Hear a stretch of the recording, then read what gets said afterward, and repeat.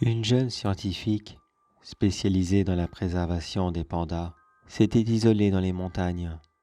Elle passait tout son temps avec eux, essayant de diminuer son impact le plus possible, afin de ne pas laisser de traces, vivant dans une simple cabane qu'elle avait construite elle-même, afin d'être sûre de ne déranger ni la faune ni la flore. Elle passa comme cela plusieurs années avec eux, des années qui, pour elle, étaient certainement les plus belles qu'elle ne pouvait jamais rêver. Mais tout vira au drame, en une seule soirée.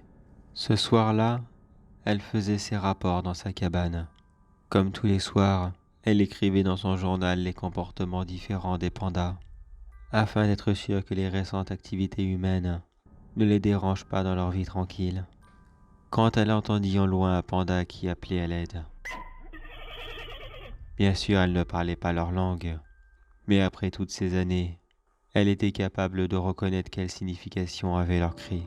Elle se rendit sur place assez rapidement et aussi discrètement que possible, afin de ne pas briser ces règles de base qu'elle s'était imposées elle-même. Quand elle arriva sur place, elle découvrit une vision cauchemardesque.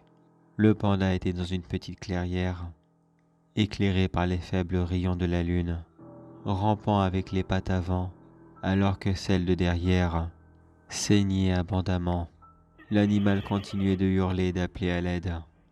Bien sûr, elle s'apprêta à courir dans la clairière afin d'aider l'animal blessé, mais elle fut paralysée par la peur quand elle découvrit l'assaillant, une étrange créature qui sortit de la forêt juste derrière la clairière.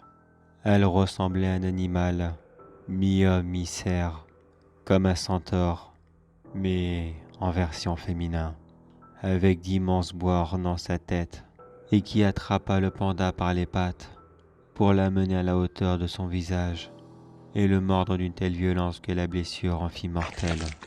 La scientifique était complètement paralysée et resta là tout le long du spectacle, voyant la créature dévorer l'animal, commençant lentement par la tête et finir avec ses pattes arrière.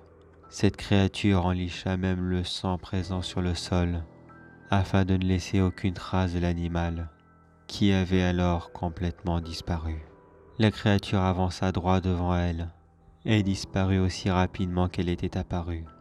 Quand elle retrouva ses esprits, la scientifique retourna à sa cabane et fit quelques recherches sur ce qu'elle avait découvert ce soir-là. Mais ne trouvant rien dans ses notes ou dans celles de ses collègues, elle rentra le lendemain en ville et elle découvrit dans une bibliothèque municipale que cet animal était un esprit qui vivait là depuis des centaines d'années. Trop peu d'informations pour savoir exactement comment s'appelait cette créature. Tout ce qu'elle savait était qu'à la base cet animal s'attaquait aux passants et autres randonneurs qui visitaient autrefois ces bois. Et c'est là qu'elle comprit.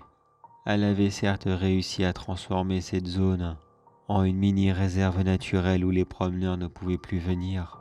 Mais en faisant cela, elle avait contraint cette créature à trouver une nouvelle source de nourriture. Et au final, elle avait condamné ses petits amis à fourrure à être dévorés les uns après les autres par quelque chose qu'elle ne pourra jamais arrêter.